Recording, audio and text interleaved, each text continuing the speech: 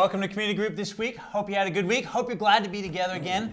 Glad to have Mark here. Welcome Good to be back. here. The Community Group Curriculum Room. Love it. That's right, yeah. Here we are. My man Jonathan. All right. It was great to have you back this week. You started preaching back in Matthew 23 on these two verses. Yeah. Out of verses 23 and 24, all about justice and mercy. So we want to talk about that today. Okay. And of course, the call for us as Christians is to be involved in that. The question I want to start with is this. You know, there's so many needs. We watch the news, we watch Facebook. There's just sort of this cascade of needs. And as fast as we can get our head around one, there's another one. And sometimes it feels like we respond either out of guilt or we're just overwhelmed by it all. So how would you say we as Christians should respond to this kind of compassion fatigue? Because sometimes the temptation is just give up. Yeah. Well, I think it's, first off, just, I don't know that, I think what happens is there's people who, even from a Christian perspective, they're not engaged in anything because of the fatigue, because of the paralysis of that is caused by all the information. And so when you see all these things going on Twitter or Facebook or whatever, you go, freeze, I can't really do much. And so you got to start somewhere. So start with something. College students might not have $4 million to be able to give to projects, but they have time, they got energy, and they got a little bit that they can sacrifice into things. So you have to start somewhere. And then as you do stuff with a little bit, God gives you more opportunity and responsibility, right? It's like the parable of the talents, where it's like you did well with the $5, and so now I'm gonna give you $20 and whatever. It's like, that's true about influence or whatever. So you have to start somewhere. Don't be so paralyzed that you don't do anything. Start with something tangible and small, whether it's some way of you're doing justice or you get involved in something, because it's not just it's not charity in a sense. Charity, a lot of Christians go, well, kind of if I'm involved in justice or whatever, it feels like charity. But charity is obviously a good thing, but charity is a good but optional vibe, right? Yeah. Justice is not optional. It's a command. It's mishpat. It's what is expected of people to treat other people what they're due. That's literally what the Hebrew word means. And so you can do that without getting involved in tsunami relief or whatever. You can do that, people on the street, people in your city, people in your life, your neighbors, whatever. So you got to get started with something. And ask, so I think that's key. And then ask in the Spirit to actually give you a heart for this, because just doing it externally, I mean, we're in the midst of Matthew 23, where he's busting everyone's chops about being just external. If you're not using your time, your energy, your money on these kinds of things, immigrants, orphans, church work, missionaries, then you got to ask the Spirit of God to actually change your heart. I got to stop taking all my budget, my money, and revolving it around these priorities, which are comfort and this and this. But I can't just do that on my own. I can't just force myself to stop caring about all my vacations to the exclusion of the poor. I can tell myself. So you got to ask the Spirit, man. Like, actually change what I want to do. Yeah. That's the point. Change what I want to do. Change what I love. Change what I value. Change what I take joy in. And over time, he will. If you're, going to listen to him and follow him, because he's going to ask you to do radical things. The antidote to greed is generosity, right? So if you're greedy and you hoard money, the best way to do it is, Spirit, help me to become a generous person and give money away and see what happens. In the same way, if you take all your time and energy and just spend it on you or your friends or whatever, and not on justice and whatever, you got to start to ask the Spirit to give you a passion and heart to do that, and then start to act on it. And over time, I think God will give you more responsibility and kind of, open that circle up for you as you continue to do it. So that's why I think you got to start somewhere. Okay. Yeah. Okay. Yeah, so we want to begin by talking about what is the right kind of motivation for us as Christians. Can't be guilt, can't be because we're overwhelmed or heard a sentimental story. It's because of what God calls us to. So spend some time in the Scriptures looking at what the biblical reasons are for us to be involved in seeking justice.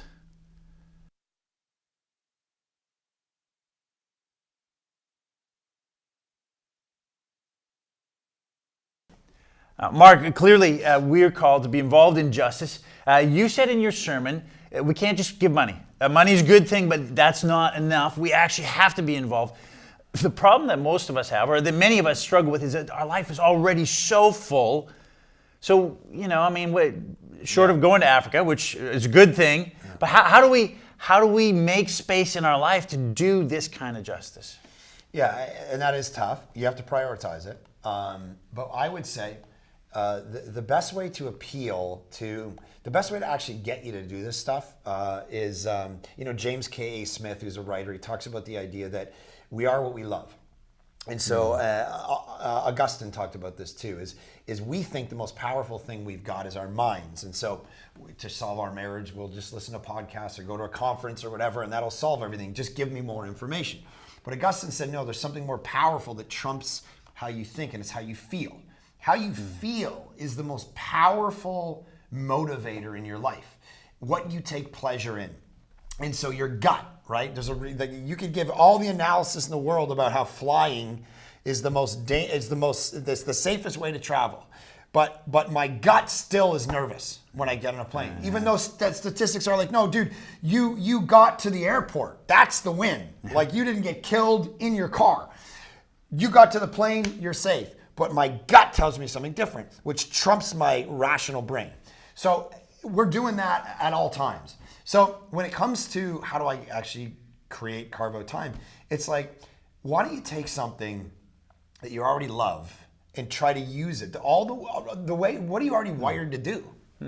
And don't go, man, I've never talked to a homeless person in my life.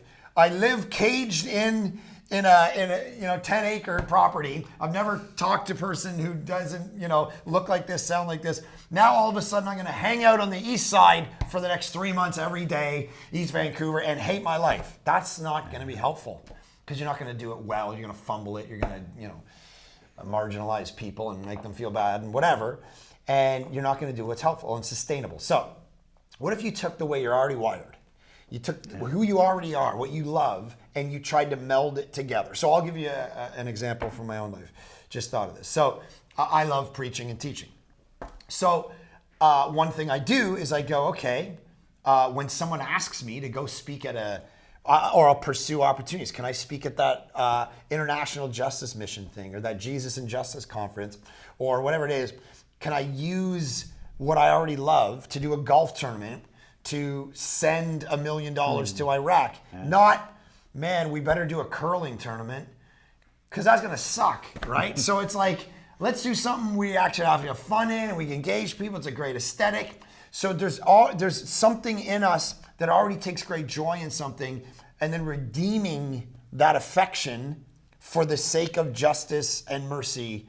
That's where I think a good starting place would be, because you're otherwise you're not going to prioritize it. It will not get into your calendar. Yeah. Great. Okay, so lots to talk about here. Spend some time talking practically. What does it look like? How do we get into doing justice in our own world, in our busy lives?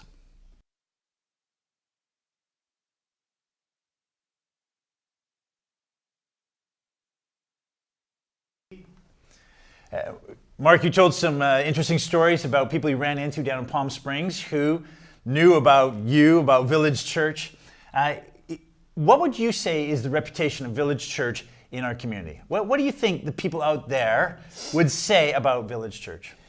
I was just talking to a guy on a coaching thing I was on, and he told me a story. He said, I was hanging out with this buddy of mine. Pagan guy, non-Christian guy. We're sitting around the fire late at night chatting about things, and he says to me, hey, I just went to this golf tournament, and it was the best golf tournament I've ever been to in my life. And this church, I don't know, some church is raising money they're not going to take any of it. They're just going to send it all to Iraq to help like poor kids and women. That's amazing. What is that about? And this guy just told me this like 10 minutes ago. He's like, that testimony to that guy, non-Christian guy, was everything. And I think that is a massive part of the testimony we have. Obviously, we're doing a ton of work in the city. We got community groups doing stuff that probably a lot of you don't even know about in regard to refugees, schools in Surrey and Langley, projects that we're doing around justice and mercy that are actually unbelievable. money, teams going out, a bunch of amazing things. I want to see it continue to rise. There's that classic thing people say, if your church burned down, tomorrow, would the city care? As we've developed around this campaign around the building of the land, it was awesome to be able to interact with the council, Surrey Council, the mayor, because really my whole plea when I got before her was, listen, we don't want to build a good church. I got this line from Tim Keller. We want to build a great city. And that's your job. So we want to partner with you to do that. And my example was, I said last night, a couple nights ago, we had, 4 or 5, this past Friday, there was 800 young adults in the Bell Center worshiping Jesus, loving on one another, praying for each other, speaking prophetic words to each other. That's 820-somethings that in the city of Surrey and from Langley could be out burning down our city, smoking weed, doing gangbanging, whatever. And yet, so we want to help you build a great city. We want young adults to have vision for their life rather than wasting it doing whatever. We want them to love Jesus and actually have a positive impact. And the council was like, dude, this is legit. That's what I want. So, but it's not always just the tangible of the, hey, we do sandwiches and we do, all that's happening. But it's not just that. I like to think our reputation is about also there's worldview stuff that's happening. Doctors are coming to know Jesus and it's impacting how they do their job at Peace Arch. Nurses, artists, people going back into their lawyering and being bankers. All of that is coming out of this epicenter and it's shifting. So it's not just, hey, I went and brought a Subway down to the Lower East Side. Yes, that's happening too. But it's the infiltration of soccer moms and stay-at-home dads. It's everything. And that's the kind of impact that I think people would recognize and going, yeah, there's some positive impact going on, some justice, mercy things where people are learning a different way. And then it's not, this is the balancing act for me as a leader, as I know my goal is to make disciples. It's not just to give you an opportunity to fish. It's to teach you how to fish, right? That's the whole point. You don't just keep catching fish for people and say, okay, we've got a ministry, Tuesday night, you can get together, go in a van, go downtown. That's amazing. We should do that. But we should not, because that's just catching a fish for a person. We should teach people to actually go, I'm going to get a bunch of my buddies organically in life and start to live this out. That's teaching a person to fish. And I would rather do that because that's going to make an impact for the next 30 years rather than in this ministry quarter, we did this thing, right? So yeah. Okay, great. So we want you to spend some time talking about what you think is the reputation. The reputation. Thank you. The reputation of Village in your workplace, in your school. Well, what are people saying about it? And if they aren't talking about it, what would you like that reputation to be? And then spend some time talking practically about some of the places that you can get involved, either individually or as a community group. And I'll put those up here on the screen now.